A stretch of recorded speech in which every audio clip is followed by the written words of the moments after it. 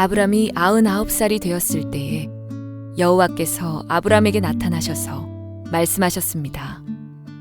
나는 전능한 하나님이다. 내 말에 복종하며 올바르게 살아라. 내가 너와 언약을 세워 너에게 수없이 많은 자손을 주겠다. 아브람이 땅에 엎드려 절하자 하나님께서 아브람에게 말씀하셨습니다. 이것은 내가 너와 세우는 언약이다. 너는 여러 나라의 조상이 될 것이다. 내가 너를 여러 나라의 조상으로 만들었으니 이제부터 너의 이름은 아브람이 아니라 아브라함이 될 것이다. 내가 너에게 많은 자손을 줄 것이다. 너를 여러 나라를 위해 세우리니 너에게서 왕들이 나올 것이다.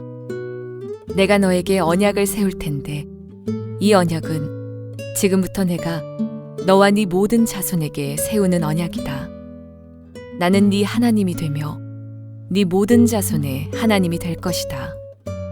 너는 지금 이 가나안 땅에서 나그네로 살고 있다. 그러나 내가 이 땅 전체를 너와 네 자손에게 영원히 주며 나는 네 자손의 하나님이 되어 주겠다. 하나님이 또 아브라함에게 말씀하셨습니다. 너와 네 자손은 지금부터 이 언약을 지켜야 한다. 너희 가운데 남자는 모두 할례를 받아라. 이것은 너와 네 자손과 세우는 내 언약이니 너는 이 언약을 지켜야 한다. 남자의 양피를 베어라.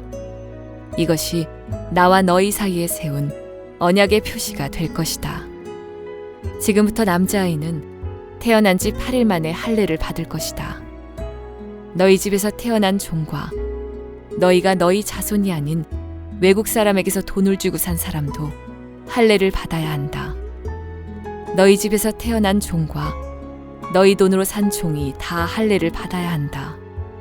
그래야만 너희 살 속에 새겨진 내 언약이 영원한 언약이 될 것이다. 할례 받지 않은 남자는 내 언약을 어긴 것이므로 내 백성 가운데서 제외될 것이다. 우리 가슴에 손을 얹고 믿음을 고백과 함께 말씀을 듣겠습니다. 제가 먼저 고백하겠습니다. 하나님은 나를 사랑하십니다. 나는 그 사랑 안에 있습니다. 하나님은 오늘 나에게 말씀하실 것입니다. 그 말씀에 능력이 있습니다. 그 말씀에 생명이 있습니다. 나의 마음을 하나님께 열겠습니다. 나의 생각을 예수님께 집중하겠습니다. 들은 만큼 변합니다. 들은 만큼 행복해집니다.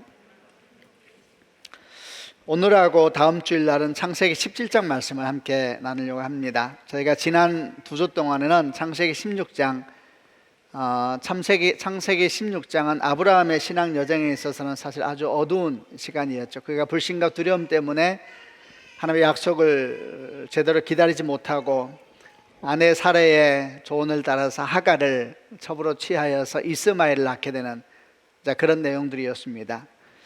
창세기 16장을 보게 되면은 아브라함과 사레에 대해서 말씀하신 하나님의 음성을 하나도 들을 수 없지만은 하갈을 찾아오신 하나님에 대한 얘기도 저희가 묵상했었고, 그 16장에서 만난 하나님은 하갈의 하나님이시다.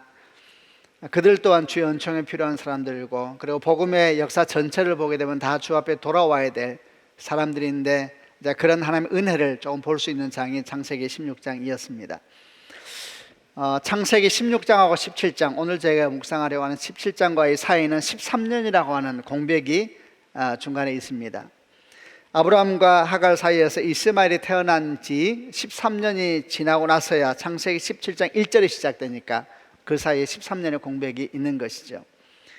이제 창세기 17장이 시작되면서 아브라함의 나이는 99세, 그리고 사라의 나이는 89세였고 이스마엘은 13살이었습니다.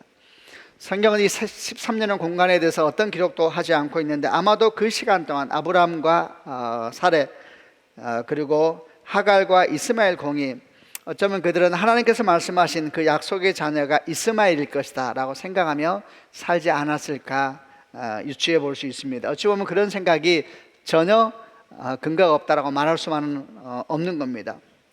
우선은 당시에는 여종을 통해서 자녀를 낳아도 그 자녀가 주인의 자녀였었고, 또 하나님께서 하갈을 통해 이스마엘을 낳았는데 하나님께서 거기에서 어떤 말씀도 안 하세요. 잘했다 잘못했다 말씀도 안 하시고, 그 아이가 약속의 자녀다 아니다 그런 말씀도 안 하시고, 또 하나님께서 하갈을 통하여서 그 자녀의 이름을 이스마엘로 정해주셔서, 아마도 아브라함은 하갈을 통해서 그 아이 이름을 들었겠지요. 그러니까 아브라함이 그 아이 이름을 이스마엘로 지었겠지요. 근데 이스마엘이라는 뜻이 하나님이 들으셨다라는 뜻을 가지고 있으니까, 이런저런 상황 속에서 아브라함과 사레 그리고 하갈도 이스마엘이 하나님께서 말씀하신 약속의 자녀일 것이다라고 생각하고 있었다는 것은, 그렇게 어쩌면 그들 생각에는 이상한 일이 아니었을지 모릅니다. 그러나 하나님의 생각은 달랐지요.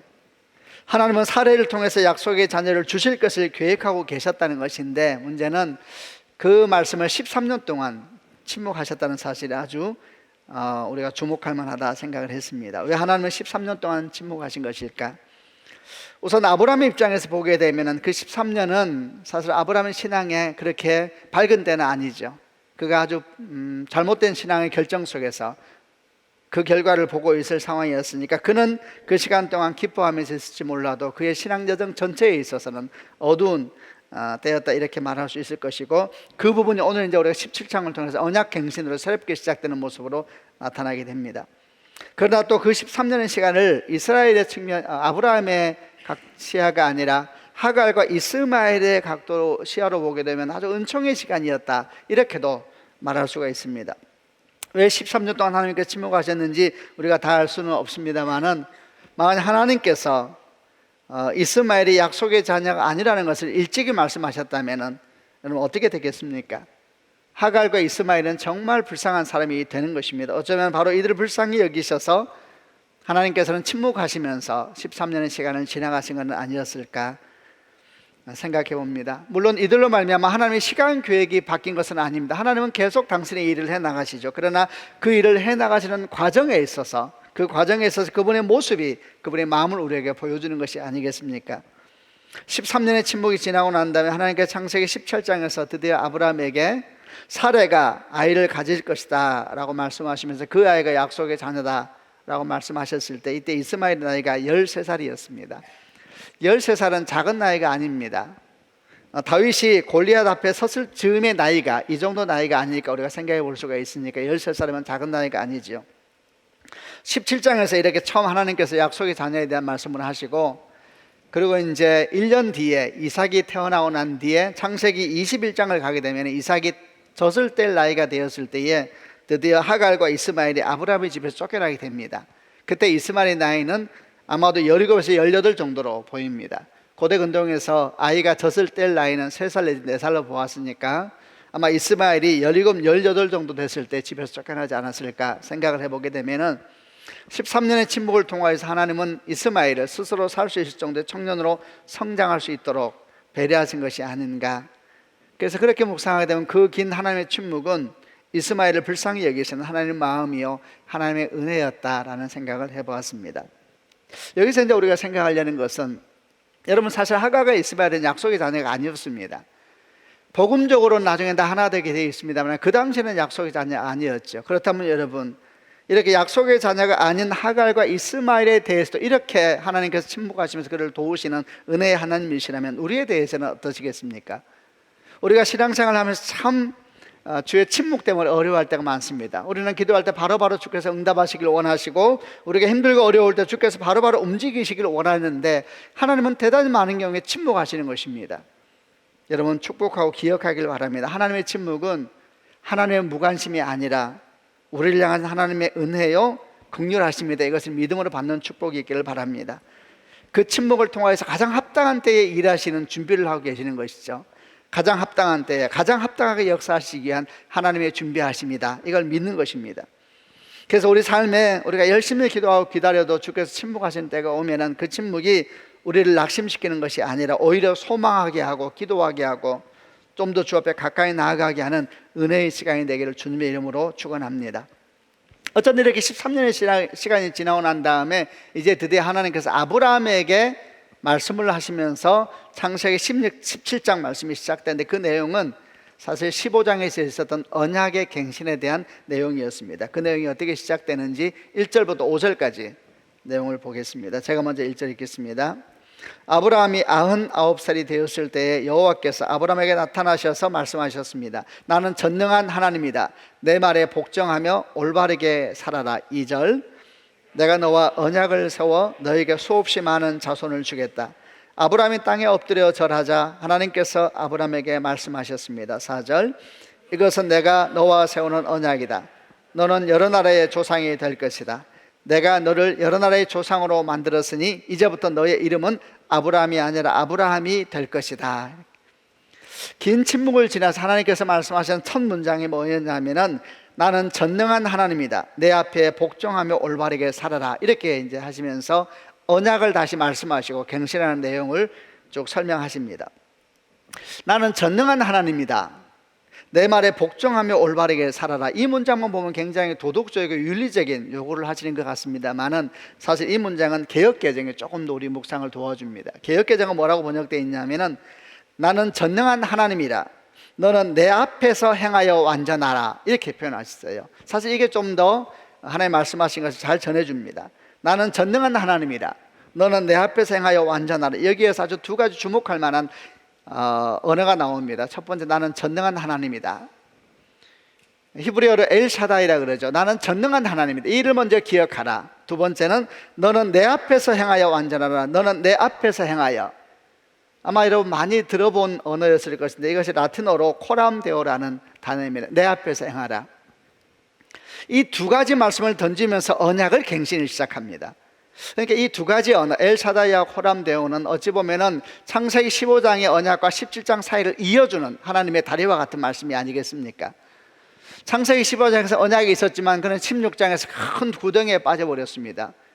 믿음으로 살지 못하고 두려움과 염려 속에서 이스마엘을 낳는 결과를 낳았지 않습니까? 이 구덩이를 메워주는 믿음 또는 믿음의 인식이 두 가지입니다. 엘사다이, 그분은 전능하시다.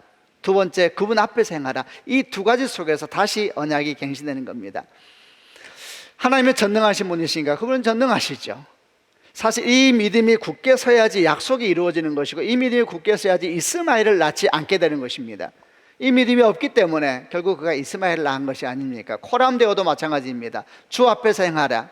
우리는 16장을 묵상하면서 16장에서 아브라함과 사레가 한 번도 주의 이름을 부르지 않는다는 사실에 깜짝 놀라지 않았습니까? 그 중요한 결정을 하면서 왜 이렇게 기도하지 않을까? 하나님과의 깊은 교제 속에 있었던 사람이 왜 이런 일이 있었을까? 그때도 우리가 똑같이 말할 수 있는 것이 코람데오, 이 두 가지입니다. 이 두 가지로 16장의 구덩이는 메워지고 다시 17장의 언약의 갱신이 일어나게 되는 것인데 이제 뒤에 어떤 언약의 갱신이 시작되는지 조금 하나씩 나눠보려고 합니다. 이 말씀하고 난 뒤에 주님께서 내가 너와 언약을 세워 너에게 수없는 많은 자손을 주겠다. 이것은 내가 너와 세우는 언약이다. 너는 여러 나라의 조상이 될 것이다. 내가 너를 여러 나라의 조상으로 만들었으니 이제부터 너의 이름은 아브라함이 아니라 아브라함이 될 것이다. 약속을 다시 말씀하고 난 뒤, 언약을 말씀하고 난 뒤에 이름을 바꾸신 일을 하세요. 아브라함이 아니라 이제는 아브라함이 될 것이다. 이렇게 말씀을 합니다. 이게 이제 언약갱신의 주요한 내용 중에 하나입니다. 고대 근동에서 한 사람의 이름이라는 것은 단순히 그 사람을 구별하는 호칭이 아니었습니다. 이름은 그 사람 자체, 그의 본질, 그의 존재를 설명하는 것으로 간주되었습니다. 그래서 이름을 바꾼다는 것은 그의 인생이 새롭게 시작되는 것이다, 그의 존재가 변화되는 것이다, 이런 의미를 가지고 있었고, 성경에서도 새로운 이름은 새로운 시대의 시작이라든지 새로운 인생, 새로운 사명과 연관되어져서 나타나곤 합니다. 아브라함이 아브라함이 되는 것이 그렇고, 또 사라가 되고, 야곱이 이스라엘이 되고, 또는 사울이 바울로 표현돼서 변화되기 시작하고, 이런 것들이 그의 새로운 인생의 시작, 새로운 꿈의 시작, 새로운 사명의 시작을 의미하는 겁니다. 그러면 아브라함에서 아브라함으로 이름을 바꾸시는 하나님의 마음은 아브라함에게 무엇을 말씀하는 것일까? 아브라함의 뜻은 높으신 아버지라는 뜻입니다. 존경받을 만한 아버지.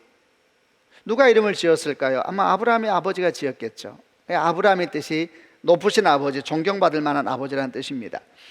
이제 하나님께서 이름을 말씀하신 아브라함은 무슨 뜻인가? 아브라함은 열국의 아비, 많은 나라들의 아버지라는 뜻을 가지고 있습니다. 근데 하나님께서 아브라함에서 아브라함으로 이름을 바꾸기를 원하신다. 이제 이름을 바꿔야 한다. 이렇게 말씀하는 것이죠. 아브라함의 꿈이 여러분 굉장히 사실 귀한 꿈입니다. 아브라함의 꿈이 이 땅에 사는 정말 대부분의 아버지 꿈이 아닌가 싶습니다. 교회 다니는 사람도 그러고 교회 안 다니는 사람들도, 저는 교회 다니면서도 많은 부모 아버님들이 그렇게 말하는 걸 들었습니다. 굉장히 귀한 말씀이죠. 자기가 존경받는 아버지가 되고 싶다 그러더라고요. 그런 얘기 되게 많이 들었거든요. 여러분 그게 아브라함입니다. 아브라함의 꿈은 안 믿는 사람들도 얼마나 많이 가지고 있는지 모릅니다. 존경받는 아버지가 되고 싶고, 또 가정에서 정말 떳떳한 아버지가 되고 싶고, 뭐 이런 것이 아브라함의 꿈인 것이죠. 그런데 하나님께서는 그 이름을 이제 바꾸시길 원하신다. 그 말은 무슨 말입니까? 하나님은 우리 인생이 아브라함을 넘어서 아브라함의 인생이 되길 원하신다라는 뜻이겠지요. 한 가정에서 존경받는 아버지를 넘어서 열국의 아비, 수많은 사람에게 선한 영향을 미치는 그런 아비가 되기를 원하신다. 이게 이제 이름을 바꾸시는 하나님의 마음이 그대로 나타나는 것이죠. 우선 여러분 내용을 살피기 전에 축복합니다. 여러분과 저의 삶이 아브라함의 꿈을 넘어서 아브라함의 꿈을 꾸는 삶이 되길 주님의 이름으로 축복합니다. 한번 할 때 크게 아멘 해보세요. 저는 여러분의 삶이 아브라함을 넘어서 아브라함이 되는 축복이 있기를 바랍니다. 아브라함은 뭡니까? 아브라함은 사람의 꿈입니다. 사람의 꿀 수는 어쩌면 최대치의 꿈 중에 하나가 아닐까요? 사람들이 꿈을 꾸지 않습니까? 이게 사람의 꿈이죠. 이 땅의 꿈입니다. 사람이 준 꿈입니다. 그런 아브라함은 뭡니까? 비슷해 보이지만 전혀 같지 않습니다. 하나님이 주신 꿈이죠. 하늘의 꿈입니다. 아브라함의 꿈이 귀하다 그랬습니다. 그러나 거기에 머물면 안 되는 것입니다. 그러나 그런 사람이 아주 많고, 세상 사람들이 그런 것은 뭐 이상한 것이 아니고 오히려 참 그런 꿈을 꾸는 것도 대단한 것이죠. 그런데 교회 다니는 분들도 아주 많은 사람이 아브라함의 꿈에 머무는 사람이 너무 많은 것입니다. 그러나 정말 자녀를 사랑하고 가정을 보호하기를 원하고 교회를 교회되게 하기 원하고 열방과 민족을 사랑한다면 아브라함의 꿈을 넘어서 아브라함의 꿈을 꼭 가져야 되는 것입니다.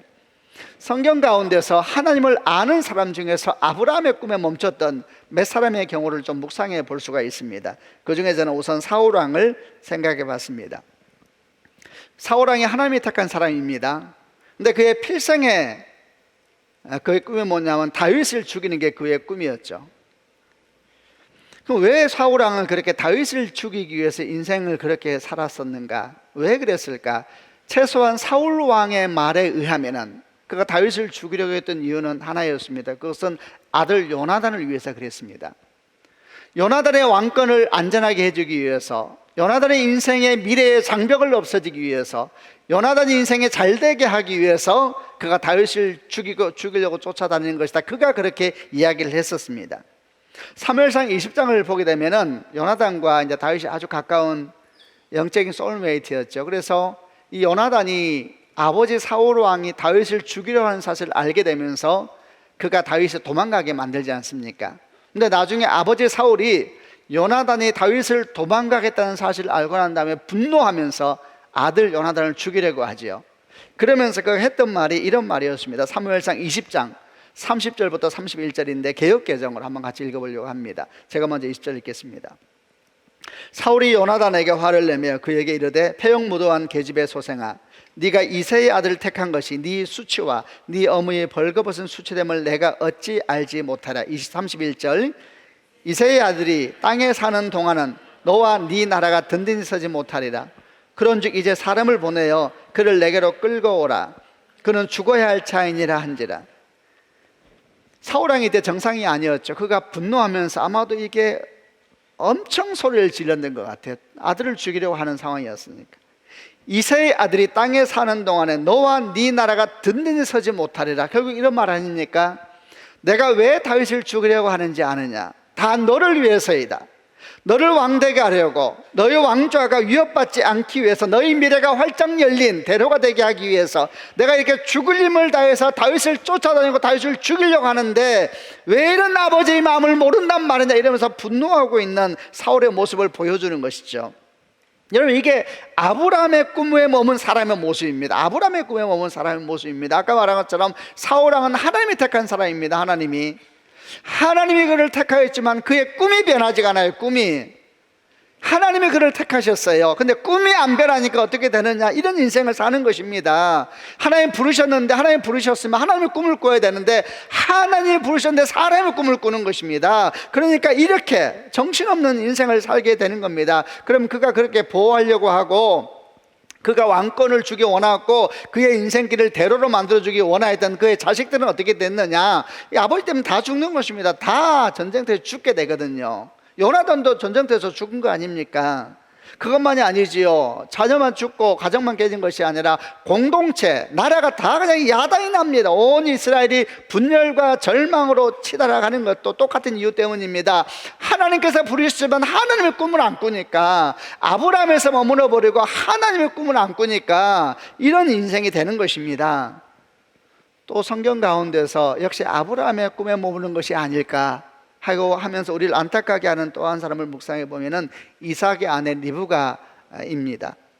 리브가는 아들이 둘이 있었습니다. 그의 남편이 이삭이었고 두 아들이 누구였습니까? 에서와 야곱이었지 않습니까? 그런데 아버지 이삭은 첫째 에서를 사랑하고 또 엄마 리브가는 둘째 야곱을 사랑하고 이런 상황이었습니다. 근데 어느 날 리브가가 남편 이삭이 나이가 들어가고 귀도 어둡고 뭐 이런 상황이고 눈도 어둡고 이랬는지 남편 이삭이 형 에서를 향하여서 하는 말을 듣게 됩니다. 그럼 뭐라고 말하냐면은 내가 너에게 모든 축복을 다 주겠다. 오늘날 말하면 모든 유산을 너에게 다 주겠다는 얘기가 똑같은 것입니다. 모든 축복을 너에게 다 주겠다. 가서 내가 좋아하는 음식을 좀 만들어줘라. 그럼 내가 너에게 모든 축복을 다 해주고, 이런 얘기를 어머니 리브가가 듣게 되자 리브가가 어떻게 행동합니까? 야곱을 부릅니다. 그리고 아버지가 에서에게 한 말을 다 말해주면서 이제 이 리브가의 계획이 시작됩니다. 리브가가 야곱에게 뭐라고 말을 합니까? 이렇게 이제 계획을 말하기 시작합니다. 그게 창세기 27장 8절부터 13절까지 내용인데요, 제가 8절 먼저 읽어보겠습니다. 그러니 내 아들아, 내 말을 잘 듣고 내 말대로 하렴. 9절, 너는 염소떼가 있는 곳으로 가서 아주 좋은 새끼 염소 2마리를 잡아오너라. 내가 그것으로 네 아버지가 좋아하시는 요리를 해놓겠다.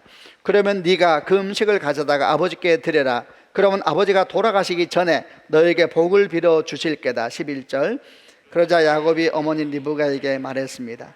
내 형 에서는 털이 많은데 나는 살결이 부드럽습니다. 만약 아버지가 나를 만지실 때에 내가 속이는 자처럼 되면 아버지가 내게 복을 주시기는커녕 오히려 아버지를 속이려 한 나를 저주하실 것입니다. 13절, 그러자 리브가가 야곱에게 말했습니다. 만약 네 아버지가 너에게 저주를 하신다면 그 저주는 내가 받으며 그저 내가 시키는 대로만 하여라. 가서 염소 2마리를 끌고 오라.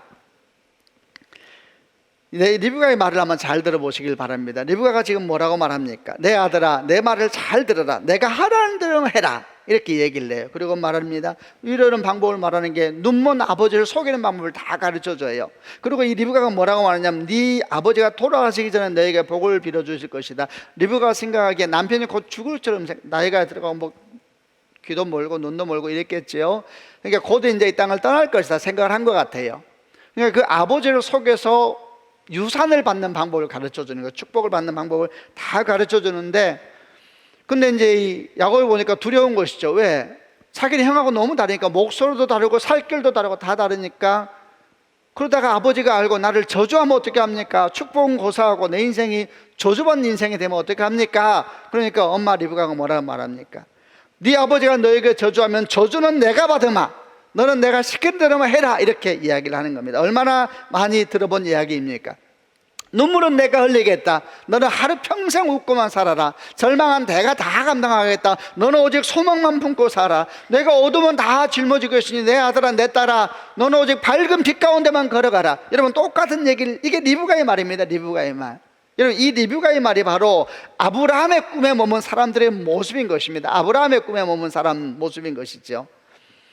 여러분 리브가가 얼마나 대단한 믿음의 사람이었는가에 대해서 놓치면 안 됩니다. 그는 아브라함의 며느리였습니다.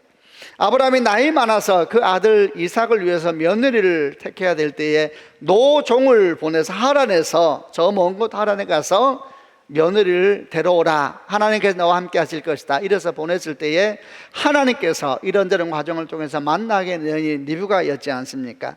리브가가 얼마나 지혜롭고 믿음이 좋은 여인인가에 대해서는 창세기 24장에 잘 기록이 되어 있습니다. 리브가가 이 노종을 통해서 아브라함의 소식과 이삭의 소식을 듣게 되고 이 노종의 말을 믿고 하란을 떠나서 긴 거리를 와서 약속 땅 가나안 땅까지 들어온 여정도 성경에 잘 기록되어 있습니다. 아브라함은 하나님의 말씀을 쫓아서 약속의 땅에 왔다면은 이 리브가는 노종의 말을 믿고 따라온 것입니다. 어떻게 보면은 아브라함보다 리브가 믿음이 더 대단한 거 아닌가요? 게다가 여러분, 리브가가 두 아이를 임신하였을 때 태중에서 두 아이가 막 싸우는 모습이 태에서 느껴졌을 때에 하나님께서 그에게 말씀을 하세요. 뭐라고 말씀하십니까? 큰 자가 작은 자를 섬기게 될 것이다. 주의 음성을 듣는 여인이기도 했다는 이야기죠. 그러나 여러분 보십시오. 아무리 믿음의 사람이라 할지라도, 아무리 하나님 경험이 많다 할지라도 하나님의 꿈을 꾸지 않으면, 하나님의 꿈이 아니라 사람이 꿀 수 있는 꿈이 아무리 최대치로 크다 할지라도 사람의 꿈에 머물게 되면, 아브라함의 꿈에 머물게 되면 이렇게 되는 것입니다. 아들아, 내 말을 잘 들으라. 내가 하나님 대로 하라. 저주는 내가 받으면 너는 다 축복만 받아라. 내가 슬픔은 다 감당하면 너는 다 기쁨만 감당해라. 내가 다 널 위해서 일을 하는 것이 아니냐. 여러분, 이렇게 되는 것입니다. 누가 믿음을 자랑하겠습니까? 자랑할 것이 없는 것입니다. 우리가 믿음만 중요한 것이 아니면 믿음을 가졌으면 주의 꿈을 가지고 살아야 되는 것입니다. 하나님의 꿈을 품고 살아야 되는 것입니다. 여러분, 그래서 우리는 아브라함이 아니라 아브라함의 꿈을 꾸어야 되는 것입니다. 아멘이죠. 우리를 돌아보아야 됩니다. 혹시 우리는 아브라함의 꿈에 머물고 있는 사람들은 아닌가? 우리는 아브라함의 꿈을 꾸는 청년들, 아브라함의 꿈을 꾸는 노년들은 아닌가? 혹시 우리는 현대를 사는 사울왕, 현대를 사는 리브가는 아닌가? 생각해야 되는 것입니다. 여러분, 리브가가 그렇게 야곱을 챙겼습니다. 그렇게 챙겼더니 결국 그 야곱의 인생이 어떻게 됐습니까? 20년 동안 부평초처럼 떠돌기 시작합니다. 20년이 지나고 난 다음에 다시 약속의 땅에 들어와서도 어머니 리브가의 얼굴을 못 봅니다. 아주 놀랍게도 리브가가 아들을 위해서 온갖 수를 쓸 때 리브가는 생각하기를 네 아버지가 곧 죽을 것 같은 이러면서 방법을 썼지만 창세기 35장을 보게 되면 야곱이 20년 만에 되돌아와서 아버지 이삭을 만나는 장면이 나와요. 그런데 어머니 리브가를 만나는 장면은 어디에도 없습니다. 여러분, 아브라함의 꿈에 머물면 인생이 이렇게 되는 것입니다. 그러므로 우리는 반드시 아브라함의 꿈이 아니라 아브라함의 꿈을 꾸는 그런 인생이 되어야 되는 것입니다. 아멘이죠. 아브라함의 꿈을 꾸면 이스마엘을 낳는 것입니다. 아브라함의 꿈을 꾸면 이삭을 낳는 것입니다. 아브라함의 꿈을 꾸면 16장의 구덩이에 떨어집니다. 아브라함의 꿈을 꾸면 하나님의 역사가 그의 인생에 일어나게 되는 것입니다. 하나님의 꿈을 꾸면 하나님의 꿈을 꾸고 하나님의 가치관을 갖고 그렇게 살아야지. 여러분, 반드시 결혼한 사람이든 결혼하지 않은 사람들은 아는 사람이든 우리 자녀를 위해서도 꼭 그래야 되는 것입니다. 그럴 때 어떤 일이 생기니까 6절의 말씀이 이루어지게 되는 것입니다. 6절 말씀을 개역개정으로 한번 바로 뒤에 나오는 말씀이죠. 같이 읽어보겠습니다. 17장 6절 시작. 내가 너로 심히 번성하게 하리니 내가 네게서 민족들이 나게 하며 왕들이 네게로부터 나오리라. 이게 아브라함의 꿈을 이야기하고 난 뒤에 바로 붙이는 말씀이세요. 내가 너로 심히 번성하게 하리니 네게서 민족들이 나오며 왕들이 네게서부터 나오리라. 할렐루야. 아브라함의 꿈을 꾸면 아까 제가 말했죠. 이스마엘 낳는다고. 근데 아브라함의 꿈은 왕들이 네게로부터 나오리라. 그런 가정이 복을 받는 가정이 되는 것입니다. 그런 부모가 자녀의 인생의 미래를 여는 것입니다. 리브가가 여는 게 아니고 사울왕이 여는 게 아니고 아브라함의 꿈을 꾸고 열국을 볼 줄 알고. 그러므로 여러분, 우리가 그리스도인으로서 세상을 품는 그리스도인이라는 것은 뭐 엄청 얘기가 아니라 복의 통로인 것입니다. 아멘이죠. 여러분, 그런 인생이 되길 주님의 이름으로 축원합니다. 아브라함이 아니고 아브라함의 꿈을 꿔야 됩니다.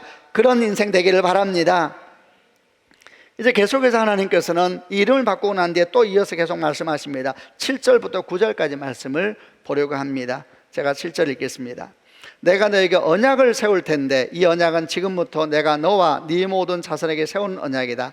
나는 네 하나님이 되며 네 모든 자손의 하나님이 될 것이다. 8절. 너는 지금 이 가나안 땅에서 나그네로 살고 있다. 그러나 내가 이 땅 전체를 너와 네 자손에게 영원히 주며 나는 네 자손의 하나님이 되어주겠다. 하나님이 또 아브라함에게 말씀하셨습니다. 너와 네 자손은 지금부터 이 언약을 지켜야 한다. 창세기 15장에서 원래 처음 하나님께서 아브라함과 언약을 맺으셨는데 17장에서 그 언약을 갱신하고 계신다, 이렇게 말씀을 드렸습니다. 그런데 이 두 언약을 보게 되면 서로 보완하는 부분도 있지만 아주 차이도 중요한 차이들도 몇 가지 볼 수가 있는데 그중 한 세 가지가 중요한 차이를 보입니다. 그 중에 첫 번째가 창세기 17장의 언약에 와서 언약의 당사자가 변합니다. 하나님은 그대로세요. 근데 15장의 언약의 당사자는 아브라함이었습니다. 근데 17장에서는 명확하게 말합니다. 아브라함과 그의 자손이 언약의 당사자로 등장을 합니다. 그 이전에 아브라함의 자손은 언약의 수혜자였습니다. 수혜자. 그런데 17장 가서 하나님 그 언약의 당사자로 이름을 올리세요. 내가 너와 너에게 언약을 세울 텐데 이 언약은 지금부터 너와 네 모든 자손에게 세운 언약이다 이러면서 언약의 당사자로 후손들을 끌어올리시는 장면이 창세기 17장의 언약의 경신에서 나타납니다. 또 하나 15장과 17장의 차이는 뭐냐면 17장 언약에서 할례라는 게 처음 등장을 합니다. 할례가 언약의 증거로 몸에 새기는 것이었거든요. 그게 처음 등장하고 또 하나 17장의 언약의 15장과 다른 것이 뭐냐면 17장 언약에서 하나님께서 처음으로 그 약속의 자신이 사례를 통해서 나올 것이다 이 말씀을 처음 하세요. 그전에는 다 아브라함을 통해서 난다 그랬거든요. 그래서 믿음으로 그걸 제대로 반응하지 못하고 주께 묻지 않은 아브라함이 종을 통해서 낳아도 아브라함을 통해서 낳으니까 하갈을 통해서 이스마엘을 낳을 수 있는 가능성이 거기에서 있다는 얘기도 한 것이죠. 그런데 17장에서 처음으로 하나님께서 사례를 통해서 자녀를 낳을 것이다 이런 말씀을 하십니다. 이 중에서 지금 오늘 묵상하려고 하는 것은 첫 번째 중요한 특징을 묵상해 보려고 합니다. 그것은 하나님께서 언약의 당사자로 아브라함만이 아니라 아브라함의 자손의 이름을 올리고 있다는 사실에 대해서 묵상하려는 겁니다. 여러분, 하나님의 언약은 아브라함과만 맺어진 것이 아닙니다.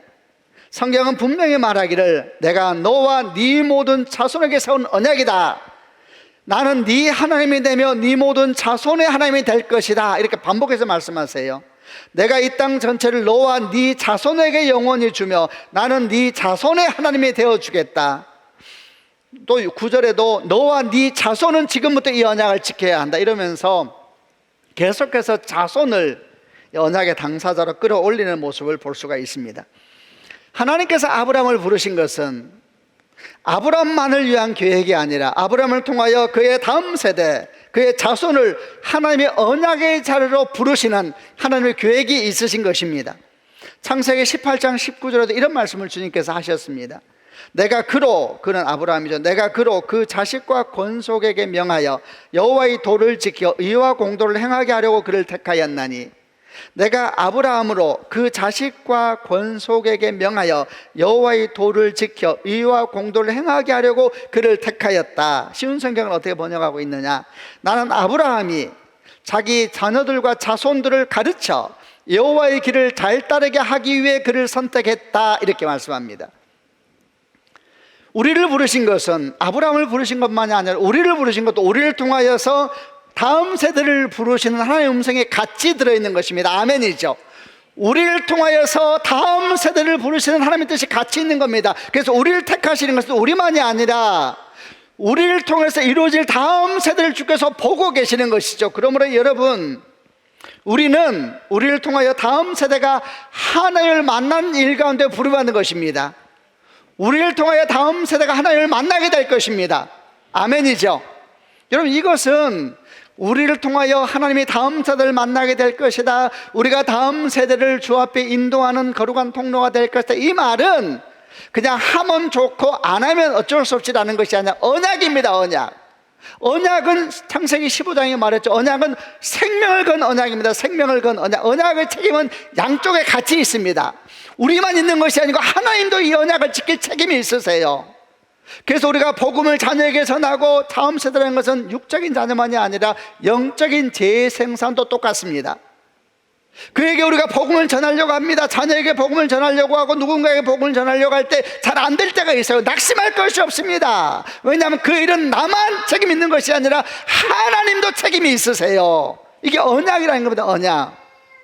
그래서 우리가 우리를 통하여 다음 세대가 주께 돌아오게 될 것이라는 말을 들을 때에 아이고 하면 좋지 이렇게 반응하면 안 되고, 주님 그 일은 언약이니 반드시 이루어질 줄로 믿습니다, 이렇게 딱 받으셔야 되는 것입니다. 아멘이죠. 여러분 축복합니다. 사보를 항상 들을 때마다 결혼 안 한 청년들이 많아서 결혼 다 하게 되기를 바랍니다. 아멘. 이제 그런 마음으로 축복합니다. 여러분의 자녀는 여러분을 통하여 하나님을 만나게 될 것입니다. 아멘. 여러분 자녀는 여러분보다 하나님 앞에 더 바르게 서게 될 겁니다. 아멘. 이게 언약입니다. 언약. 그러므로 여러분 가운데 자녀를 위해서 기도하다가 낙심한 부모님이 계시다면 낙심할 필요가 없습니다. 이 책임은 여러분만 있는 것이 아니라 하나님께서 함께 지고 가세요. 그러나 동시에 또 생각해야 됩니다. 여러분에게 책임이 있다는 것도 알아야 됩니다. 그러므로 그 책임을 짊어져야 돼요. 여러분은 여러분 자녀를 위한 축복의 통로입니다. 아멘이죠. 아까 제가 말씀드린 것처럼 영적인 재생산도 같습니다. 영적인 재생산, 우리를 통해 하나님은 다음 세대를 보는 것입니다. 그게 전도입니다. 전도. 우리가 11월 달에 창립주일날 셋째 주일 전도 축제하겠다 이렇게 말씀드렸는데, 여러분 이 일에 대해서 마음을 여셔야 됩니다. 이것은 우리에게 부르신 언약입니다. 언약, 사명입니다. 사명. 다시 한번 주님의 이름으로 축복합니다. 여러분을 통하여서 다음 세대, 그게 육적인 다음 세대가 되기도 할 것이고 영적인 다음 세대가 되기도 할 터인데, 그들이 주께 돌아와서 주를 만나는 축복이 있기를 주님의 이름으로 축원합니다. 여러분 그게 복입니다. 그게 하나님께서 아브라함에게 이 말씀 하시면서 복을 주겠다 그랬어요. 여러분 이것이 하나님의 약속인 것입니다. 지난 저희가 화요일 날 큐티를 하면서 정말 많은 생각을 하게 하는 본문을 접하게 됐습니다. 화요일 날 큐티 본문이 레위기 20장 2절부터 5절 말씀이었는데 이런 내용이 적혀 있었습니다. 개역개정을 한번 읽어보려고 합니다. 제가 먼저 레위기 20장 2절을 읽어보겠습니다. 너는 이스라엘 자손에게 또 이르라.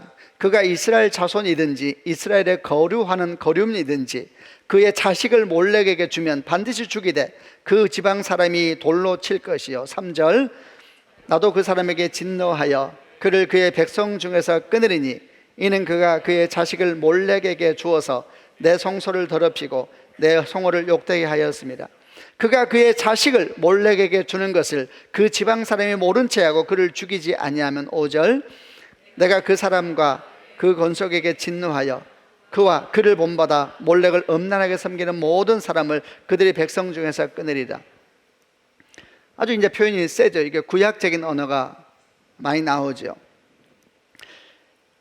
이스라엘 자손에게 이르라. 그가 이스라엘 자손이든 거하는 외국인이든지 그의 자식을 몰렉에게 주면, 몰렉은 암몬 사람들을 섬기는 우상이었습니다. 그의 자식을 몰렉에게 주면, 몰렉에게 제사하는 것 중에 참 기가 막힌 제사가 있었는데 어린아이를 불로 태워서 제물로 드리는 제사가 있었습니다. 그게 자식을 몰렉에게 주는 것이었습니다. 그의 자식을 몰렉에게 주면 그는 반드시 죽여라. 그 부면은 반드시 죽여라 이랬습니다.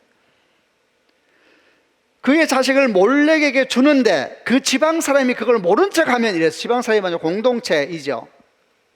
말하자면 교회 같은 것입니다. 교회 내에서 만약에 그런 일이 있는데 교회에서 거기에 대해서 눈 감고 있는데 모른 척 하면은 그들 또한 백성 중에서 끊으리라. 똑같은 이야기죠.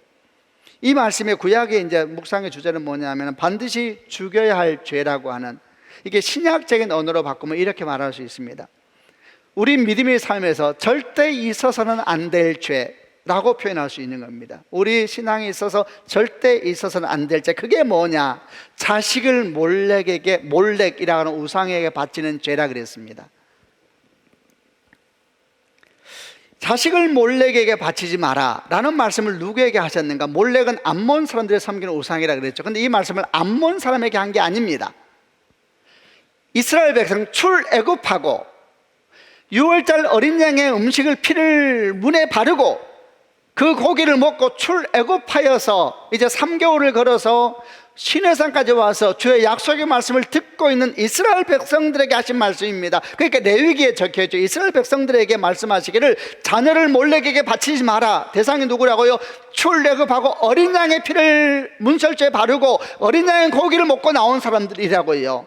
그들에게 하나님께서 자녀를 몰렉에게 바치지 마라 이렇게 말씀한 이유는 뭐겠습니까? 하나님께서 아신 것입니다. 뭘 알았냐면 하나님을 믿는다고 하면서, 분명히 하나님을 믿는다고 하면서, 십자가도 믿는다고 하면서, 거듭났다고 하면서 자기 자녀를 몰렉에게 바치는 사람이 있을 것이다 라는 이야기죠. 그렇지 않으면 왜 이 말씀을 출애굽하고 시내산 앞에 서 있는 이스라엘 백성들에게 했겠습니까? 여러분, 왜 사람들은 몰렉에게 자녀를 바치는 것입니까? 있을 수가 없는 이야기죠. 두려워서 그런 것입니다. 그게 복받는 길이라고 생각한 것이죠. 우리는 창세기 22장에서 하나님께서 이삭을 번제로 바치라고 하는 어쩌면 약간 비슷한 모양의 모습을 발견하지만, 그러나 마지막 순간에, 그래서 아브라함도 이삭을 번제로 하나님께 딱 바쳤지요. 근데 마지막 순간에 주의 음성이 들려옵니다. 아브라함아, 아브라함아, 그 아이에게 손대지 말라, 그 아이에게 아무것도 하지 말라. 이게 하나님의 마음입니다. 여러분, 모리아의 산의 번제 사건은 하나님이 우상들과 결정적으로 다르다는 것을 보여주는 사건이죠. 비슷해 보이지만 결정적으로 다르지요. 몰렉에게 자식을 바치면 그 자식은 죽습니다. 그러나 하나님께 자녀를 바치면 하나님께서 그 자녀의 보호자가 되십니다. 아멘이죠. 그럼 이제 오늘 얘기를 해보겠습니다. 오늘날도 자녀를 몰렉에게 바치는 부모들이 있는가? 어떻게 그런 일이 있을까라고 말할지 몰라도, 저는 모양은 다르고 형태는 다르지만 오늘도 많은 부모들이 자기 자녀들을 몰렉에게 바치고 있다고 생각합니다. 하나님께서 출애굽하고 아까 말씀드린 것처럼 어린 양의 피를 문소저에 바르고 그 살을 먹었던 이스라엘 백성들에게 이 말씀을 하셨다면, 오늘날도 마찬가지 교회에 다니면서 예수를 믿는다고 말하는 사람들에게도 분명히 같은 말씀을 하지 않겠습니까? 네 자녀를 몰렉에게 바치지 마라. 오늘날 몰렉은 무엇입니까? 하나님을 대신하는 우상이죠. 그 몰렉에게 바치면 내 자녀가 잘 될 것 같고, 그 몰렉에게 바치면 내 자녀의 미래가 열릴 것 같은 그런 것이 아니겠습니까? 좋은 학벌과 좋은 결혼, 좋은 직장, 돈, 명예, 지위, 이런 것이 현대판 몰렉이 아니겠습니까? 제가 이전에 청소년 사역을 할 때에 참 잊을 수 없는 몇 가지 일들을 좀 생각해 봤습니다.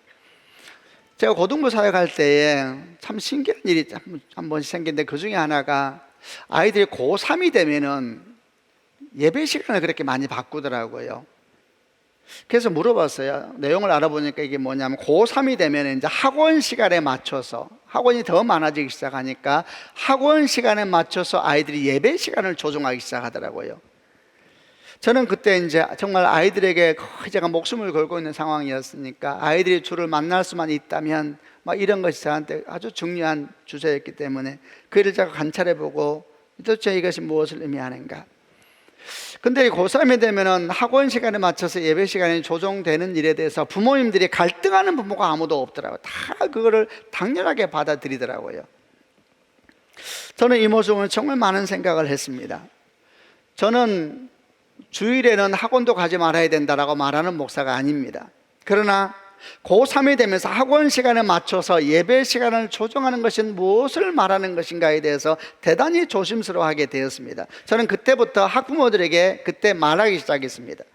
지금 여러분들은 여러분의 자녀들에게 대단히 위험한 교훈을 주고 있는 중입니다. 그 교훈은 인생의 중요한 순간, 인생의 결정적인 순간은 어떻게 선택해야 되는지를 가르치는 교훈입니다. 여러분들은 자녀들에게 인생의 중요한 순간의 선택은 하나님 중심으로 하는 것이 아니다, 네 환경, 네 처지, 네 삶의 현실을 따라 선택해야 된다라는 교훈을 자녀들에게 말하고 있는 것입니다. 저는 계속 말했습니다. 그때 여러분은 여러분 자녀보다 먼저 이 땅을 떠나게 될 것이고, 여러분이 가르쳐준 교훈은 자녀들의 삶에 남아있을 것입니다. 그 자녀들의 인생의 결정적인 순간마다 여러분이 가르쳐준 교훈을 따라갈지 모릅니다. 하나님을 중심으로 선택하지 말고 네 환경을 따라 선택해라, 네 처지를 따라 선택해라, 이렇게 여러분은 자녀들에게 가르치고 있는 중입니다. 이렇게 제가 말하기 시작했습니다. 그리고 덧붙여서 이렇게 말했죠. 고3의 주일 성수는 고2 때 드리는 예배를 계속 그대로 드리는 겁니다. 이렇게 외치기 시작했습니다.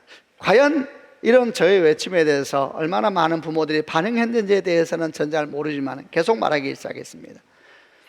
오늘 자녀를 몰렉에게 바친다는 것은 무엇을 말하는 것일까요? 우리는 많이 생각해 봐야 할 겁니다. 북이스라엘 왕들이 참 악한데, 북이스라엘 왕 중에서 가장 악한 왕을 택하라면 아마도 많은 사람은 아합 왕을 택할 겁니다. 아합 왕의 아내는 이세벨이었습니다. 이세벨은 참 악한 왕비였죠. 그는 시돈 왕의 딸로서 아주 철저한 바알 숭배자였습니다. 그는 하나님의 백성의 리더가 되면 안 될 사람이었죠. 영이 달랐거든요. 하나님의 백성의 리더가 되면 안 되는 사람이었는데 왜 리더가 됐느냐? 정략적인 이유로. 그가 힘이 있었거든요, 집안이. 그래서 하나님 백성의 리더가 된 겁니다. 아합 왕의 아내가 됐죠. 그러니까 그 공동체가 어떻게 됩니까? 이제 죽는 것이죠. 나중에는 아합도 이세벨도 비참한 죽음을 당합니다.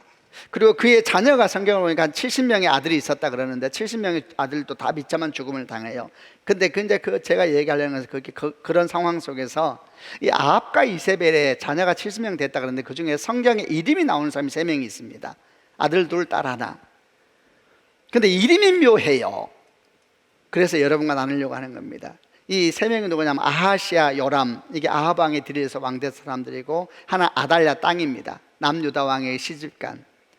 근데 이 3명의 자식들이 이름이 뜻이 뭔지 아세요? 아하시아는 여호와의 소유라는 뜻이고, 요람은 여호와가 옳다라는 뜻이고, 아달랴는 여호와는 크시다 이런 뜻이에요. 좋은 이름 다 붙여놨죠. 이렇게 이름 붙이고 이렇게 이름을 불렸겠죠, 집에서. 그러나 그 부모들은, 그 부모 아합과 이세벨은 이 자녀들을 다 몰렉에게 넘긴 것입니다. 이름을 백날 붙여봤자 무슨 소용이 있겠습니까? 그들의 자녀들이 그들을 몰렉에게 넘겼는데요. 저도 자녀가 둘이 있습니다. 자녀에 대한 마음이야 부모가 다 똑같지 않겠습니까? 저희 자녀의 이름들도 성경에서 가져왔습니다. 아마 저 생각에는 많은 성도님들이 그러지 않을까 싶습니다. 여러분 축복합니다. 그 이름 그대로 여러분의 자녀가 하나님께 드려지는 인생이 되기를 주님의 이름으로 축원합니다. 여러분 기억합니다. 자녀를 몰렉에게 바치면 자녀는 죽습니다. 그러나 여러분의 자녀를 하나님께 드리면 그때부터 하나님이 그 자녀를 보호하십니다. 아멘입니다. 그게 끝이 아닙니다. 오늘 성경을 보세요. 그게 끝이 아니에요. 하나님 계속 말씀해요. 내가 그의 하나님이 되리라. 너의 하나님만이 될 뿐만 아니라 내가 그의 하나님이 되리라. 할렐루야. 우리가 만난 하나님보다 더 크신 하나님이 내 자녀의 하나님이 되는 것입니다. 아멘이죠. 계속 주님 반복해서 말씀하세요. 내가 그의 하나님이 되리라. 어떻게 하면? 너희 자녀를 내게 주라는 거예요. 하나님이 그 자녀를 보호할 뿐만 아니라 그때 하나님은 우리 자녀의 하나님이 되셔서 우리 자녀의 꿈을 아브라함이 아니라 아브라함이 되게 하시고, 그리고 우리 자녀가 열방의 통로로 설 수 있도록 선하고 열심으로 인도해 주실 줄로 믿습니다. 여러분, 그것이 오늘 언약갱신 가운데 등장하는 것입니다. 오늘 말씀을 이제 마무리하려고 합니다. 여러분, 하나님은 어떤 분이십니까? 하나님은 말할 수 없이 아름다우시고 말할 수 없이 신실한 분이십니다. 그분이 여러분과 저와 언약을 맺습니다. 우리는 아브라함의 후손이거든요. 우리가 언약의 당사자입니다. 여러분, 우리가 언약은 서로 책임이 있습니다. 그러므로 서로 책임을 감당해야지 하나님의 역사가 일어나게 됩니다. 첫 번째 무슨 책임입니까? 우리는 하나님의 꿈을 꿀 수 있어야 됩니다. 꿈을 꿀 수 있어야 됩니다. 축복합니다. 아브라함의 꿈이 참 아름답지만 세상에서 가장 큰 꿈이 될 수 있지만 그 꿈에 머물면 안 됩니다. 아브라함의 꿈을 가진 주의 백성이 되기를 주님의 이름으로 축원합니다. 아멘. 두 번째는 우리 자녀들을 하나님의 자녀가 되도록, 그분이 우리 자녀가 언약의 당사자입니다. 그가 하나님 앞에 설 수 있도록 거룩한 책임을 다하는 부모가 되기를 바랍니다.